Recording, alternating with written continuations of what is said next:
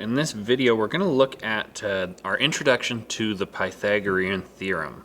So before I go too far into it, just some definitions. I'm going to be using these words quite a bit today. So if I'm talking about the legs of a triangle, the legs of a triangle are referring to the two shorter sides of a right triangle. So if we look at this triangle that I've drawn here, this side length and this side length would be my two shorter side lengths. So those two, this one and this one, would be referred to as the legs of the triangle. Okay?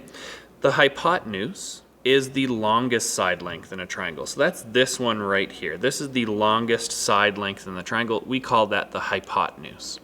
The other thing about the hypotenuse is it is always across or always opposite from, I guess you can't see the red laser pointer on there, it's always opposite or across from the 90-degree angle.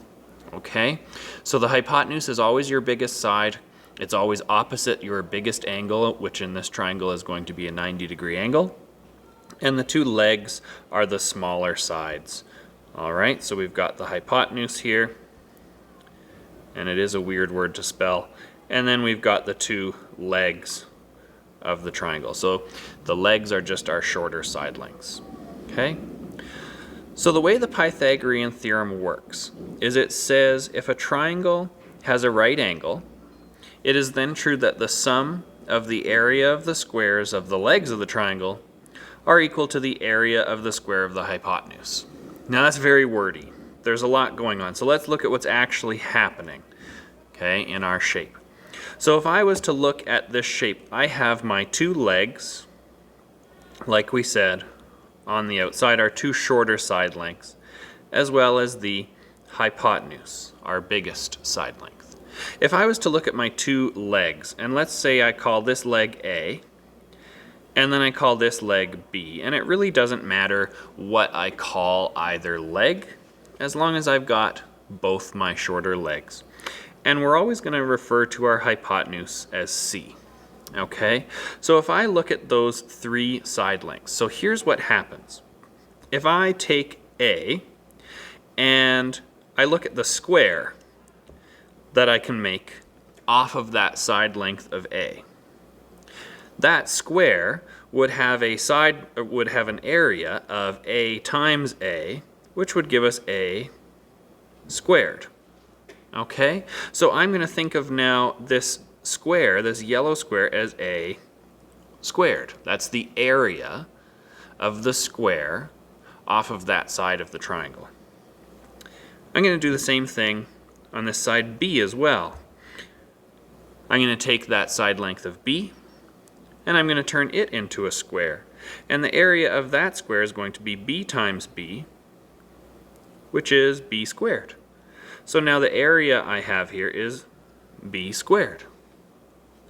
If I take those two squares and I add their areas together, so if I take A squared, the area of the yellow square, which we put off of that leg A, and then I take B squared, which is this blue square, off of our side length that was B, so the area becomes B squared. If I add those two areas together and I have a 90-degree angle in my triangle, I'm going to get that A squared plus B squared is C squared. That means that this big square, the green one, oops, that's not a multiplication symbol. If I go C times C to get C squared, the area of my two small squares will add together to give me the big square. Now there's lots of fantastic GIFs out there or videos where they will dump water from different triangles into the other triangles, and it's really cool and fascinating, and I would love to show them, but I think that would be a copyright infringement if I was to show that in my video, so you'll have to search them on your own. But that's really the basics of it. The area of the two small squares added together gives the area of that third square off of the larger side. Okay, so we're not necessarily thinking about the side lengths. we're taking those side lengths and turning them into squares. So I had this yellow square, and when I add it to that blue square, yellow plus blue is green, but also a squared plus b squared is c squared. Okay, the two smaller areas add up to the larger area. So I'll show you how it actually works. So I'll give you an example here. So let's say I had this side length here is 3, this side length here is 4, and this side length here is 5. Okay, if I was to look at these as my side lengths, now I'm going to try and figure out, do the areas of my squares add together to give me the larger square. So if this smaller square has a side length of 3, the area of this square is going to be 3 times 3. 3 times 3 gives me 9. So this square has an area of 9. Okay, I'll try and write a better 9 here. This square has an area of 4 times 4.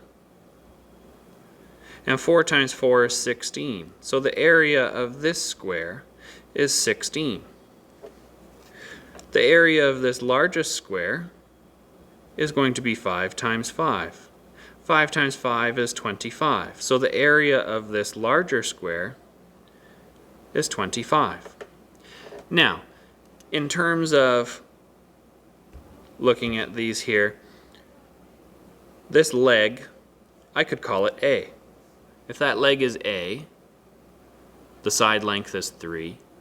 But the area of A squared, which is the area of that square, is 9. This one is also one of my shorter sides. We called that one, we could call it B. If B was 4, that means that B squared is 16. That's the area of that square off of that side length. This one here must be C, our biggest side, our hypotenuse.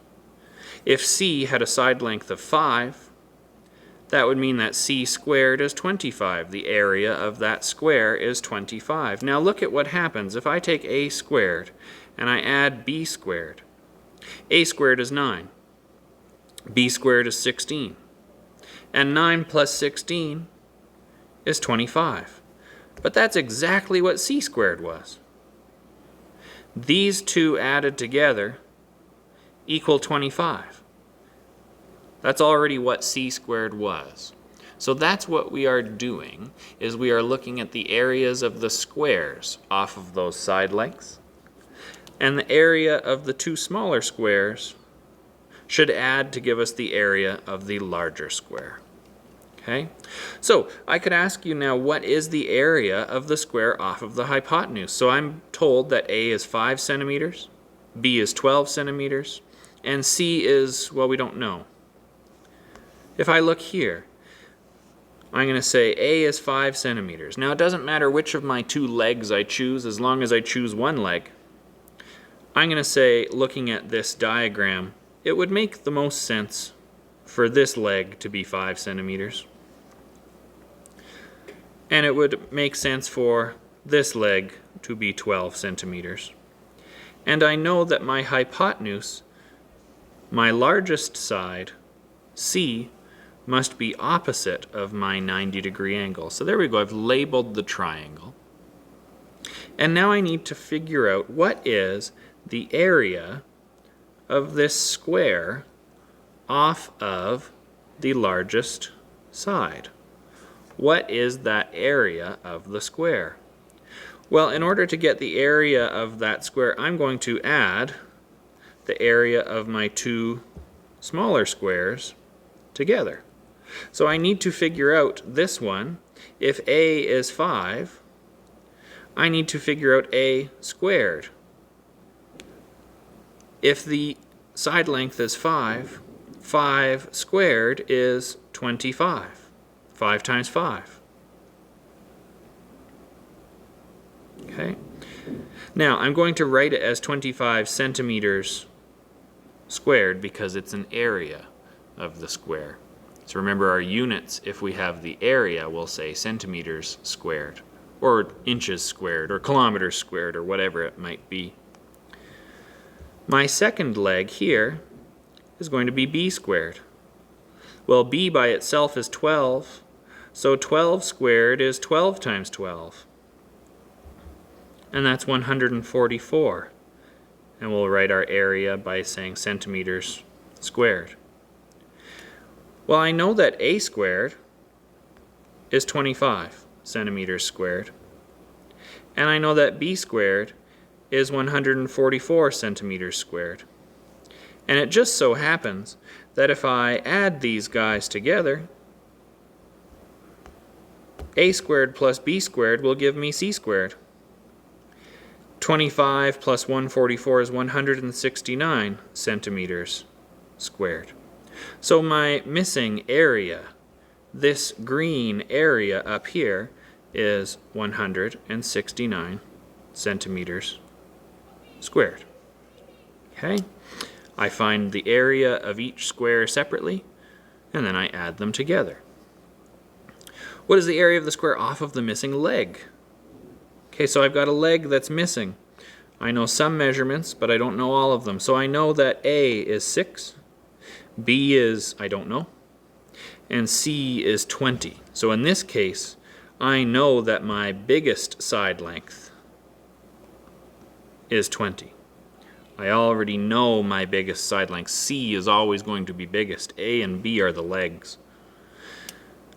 I'm going to guess that probably my shorter of the two sides is A. Okay, so there we go. I filled in the information I know on my diagram, so I'll put in the units. But what I'm missing is I don't know this B, and I want to find out in the end how big is b squared. How big is this area off of that side length? Well, I need to start by looking at the area off of my hypotenuse, the area off of this biggest side. So I've got c squared is going to be 20 times 20. That's 400 centimeters squared. Looking at my smallest square, or the smallest side length, that area is going to be a squared. And that means 6 times 6, because a is 6. And that gives me 36 centimeters squared. So if I think about how this has worked before, I have a squared plus b squared should equal c squared. I have 36 centimeters squared plus b squared, because I don't know what that is, equals 400 centimeters squared. So what is this missing value for b squared? If I already have 36 and I need to get all the way up to 400, that would mean I need to add 364. The missing number here must be 364 centimeters squared. I have to add that much to 36 to turn it into 400. Now alternately you could think subtract 36 from both sides, and that gives us b squared will equal 364. Either way you look at it. Okay, I'm just looking for what's missing. So b squared is 364 centimeters squared. Okay. Which set of side lengths will indicate there's a 90-degree angle in the triangle? So I'm going to look at each side length, and I'm going to find the square off of that side length. A squared, this one's going to be 6 times 6, which is 36 centimeters squared. B is 5, so b squared is 5 times 5, which is 25 centimeters squared. And looking at c squared is going to be 7 times 7, which is 49 centimeters squared. And then I check. 36 plus 25 gives me 51. Sorry, 61.